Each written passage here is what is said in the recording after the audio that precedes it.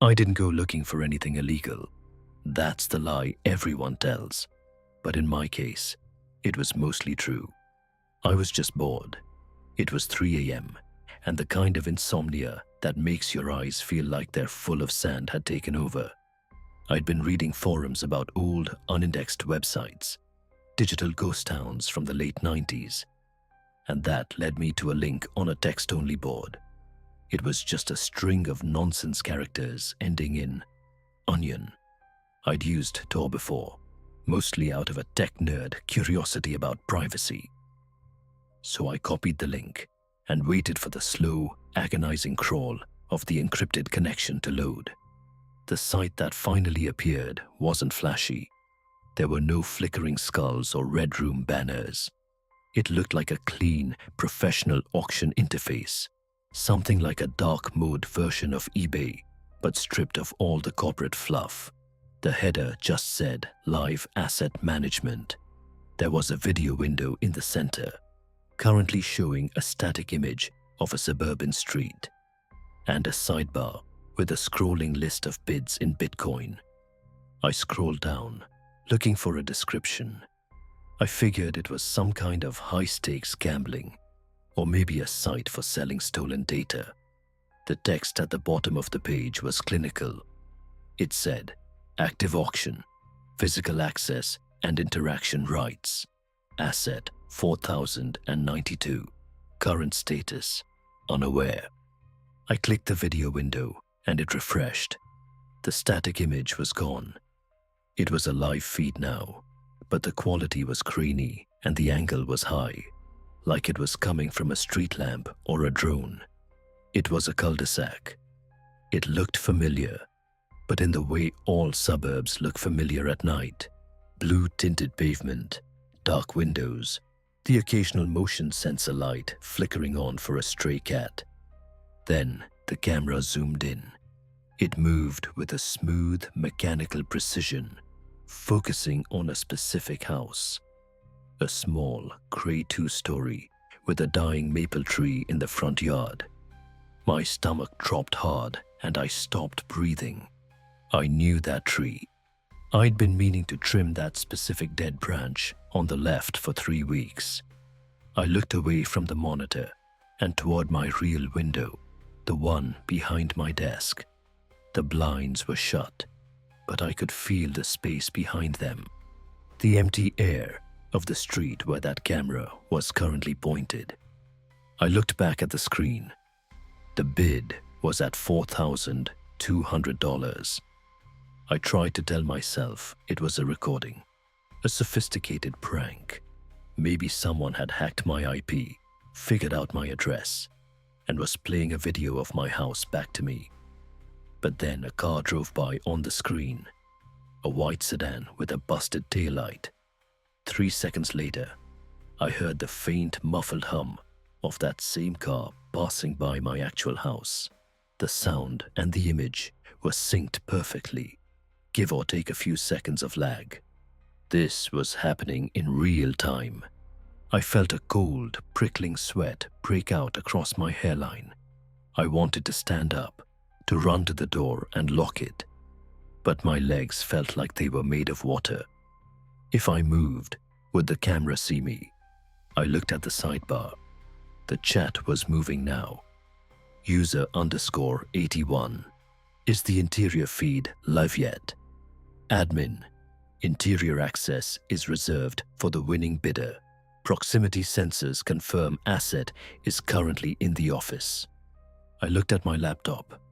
The little green light next to the webcam wasn't on. I'd put a piece of black electrical tape over it months ago.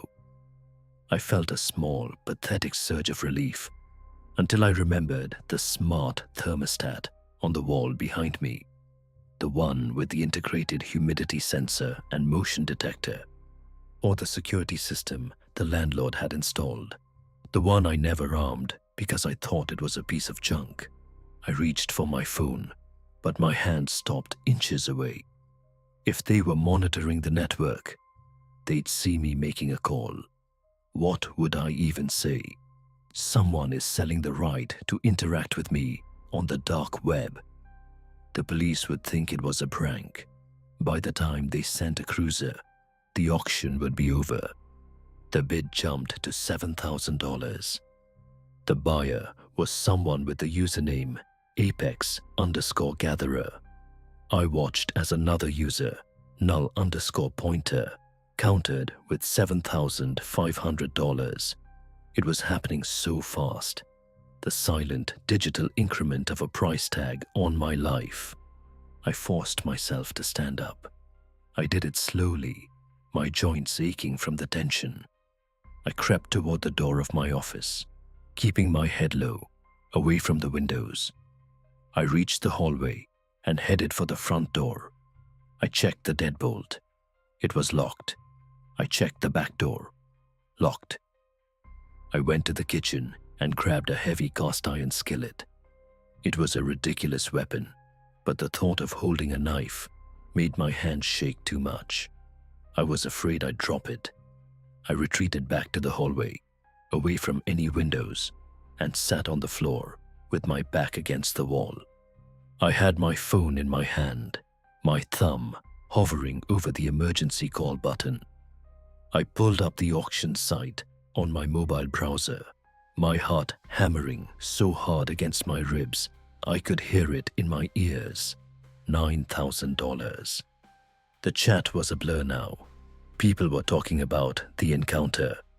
They were discussing what Apex_Gatherer was known for. They used words like cleanup and persistence. It was a business to them. I was a unit, a slot. I realized then that the camera on the street wasn't the product. My address wasn't the product. The product was the vacancy of the house. They had already disabled the digital footprint of my home. My Wi-Fi was still on, but when I tried to load a news site, it timed out. When I tried to call 911, the phone didn't even ring. It just sat there, calling. Before the line went dead, they had jammed the local signal. I was in a black hole. I looked at the phone screen. The bid hit $10,000. The screen changed. The auction was over. The video window expanded and the graininess cleared up. It wasn't the street anymore. It was a split-screen view. The left side was the high-angle shot of my house. The right side was a GPS map with a glowing red dot. The dot was moving. It was already in my neighborhood. It was turning onto my street. The text at the top of the screen read, "Access granted. Buyer, Apex_Gatherer, is in transit. Expected arrival, 2 minutes."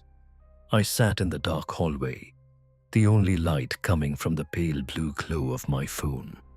I could hear the house settling, the wood creaking, the hum of the refrigerator. Every sound felt like a gunshot. I thought about trying to run out the back, but the interior access note from the admin haunted me. They weren't just watching the front. I heard a car door close. It wasn't a loud slam. It was the soft, expensive click of a well-maintained vehicle. Then came the footsteps, heavy and deliberate, walking up my driveway. They stopped at the front door. I wanted to scream, but my throat felt like it was constricted by a physical hand. I just sat there, clutching a piece of iron, watching the brass knob of my front door begin to turn. It just turned, slowly and smoothly, because whoever was on the other side didn't just have my location. They had the codes. The door began to creak open, and the light from the street lamp spilled into my living room, casting a long, thin shadow across the floor that reached all the way to my feet. I realized then that the bidding hadn't been for my location. It had been for my silence, and the winner was already inside. Thanks for staying until the end. If you're enjoying these kind of stories, hit like and subscribe. It really does help this channel grow. There is a full playlist on your screen right now if you want to keep going. I'll see you in the next one. And until then, sleep well.